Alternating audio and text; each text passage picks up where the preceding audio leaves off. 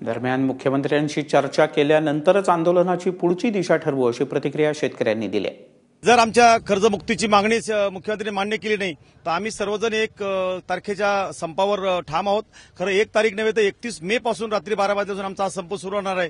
आणि मला आशा आहे की मुख्यमंत्र्यांनी इगो जर बाजूला ठेवला की खरं तर राष्ट्रवादी आणि काँग्रेस किंवा शिवसेना यांना श्रेय जाऊ नये म्हणून जे सरकार युगोमध्ये अडकलेले तो युगो जर दूर करायचा असेल तर शेतकऱ्यांनी आता शेतकऱ्यांसाठी सुरू केलेले आंदोलन आहे, ह्या आंदोलनात त्यांनी सकारात्मक हात द्यावी।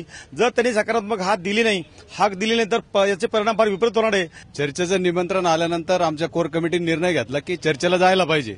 याचा अर्थ असा नाही की मुख्यमंत्र्यांनी बोलवलं म्हणून आमचा संप मिटला किंवा आमचा पूर्वनियोजित जो कार्यक्रम 1 तारखेचा आहे तो स्टॉप झाला, अशातला काही प्रकार नाही।